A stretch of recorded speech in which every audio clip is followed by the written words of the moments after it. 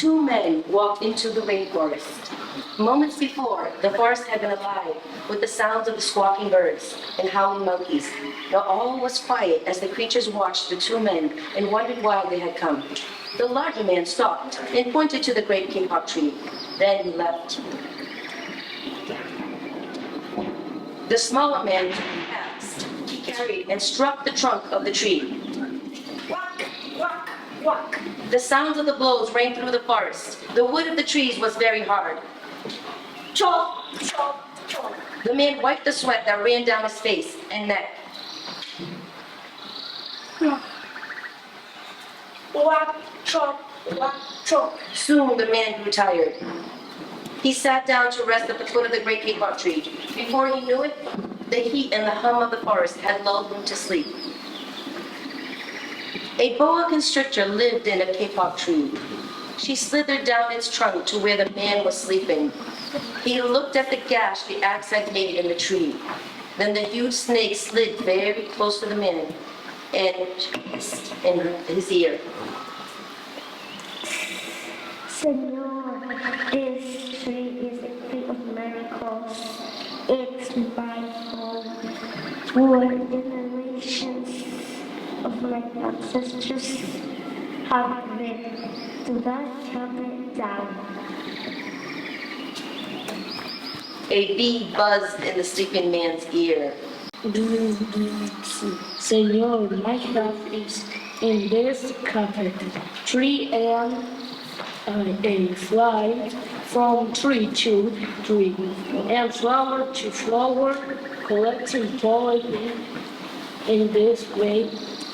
All pollen the trees and flowers blows the rainbow trees. You see a living things depend on one another.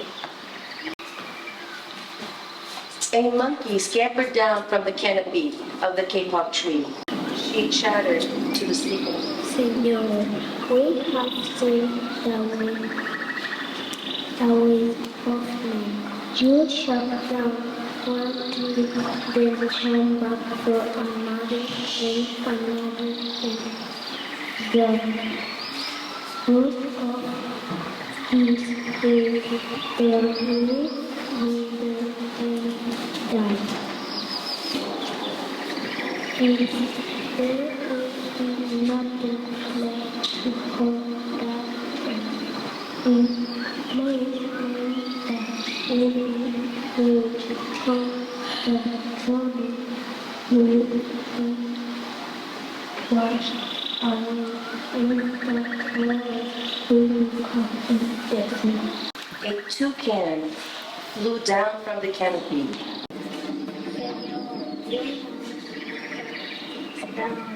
This morning we have flow over the rain, forest, and sea. What is happening where you wither to chop down their plain? Many people many onward. Like they send with for fire the of the branch and so the clouds disappear where on the white and pale, white, black and some of them we radiant spots. A bright and small tree frog crawled along the edge of the leaf. In a squeaky voice, he piped in the man's ear. Senor, and moving forward, men do love. You will live many houses if you shut down this bright kapok tree. Beep, beep, beep, beep.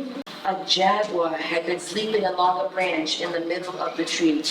Because his spotted coat blended into the dappled light and shadows of the understory, no one had noticed him.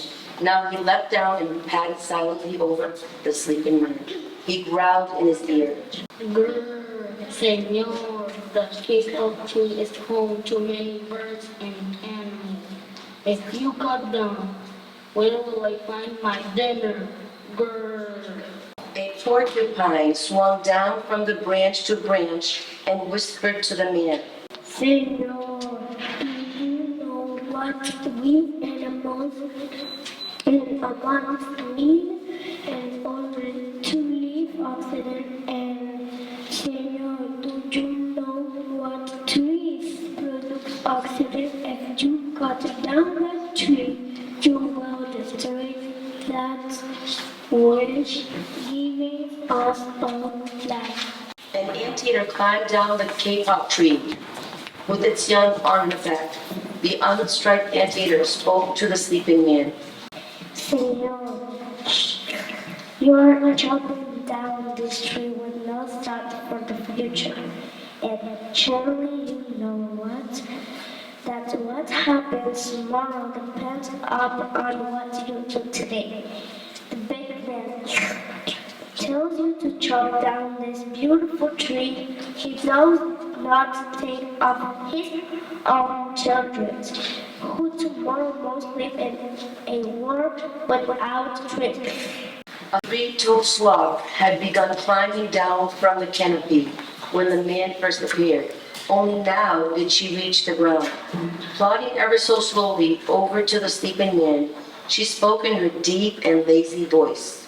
Senor, how much is beauty?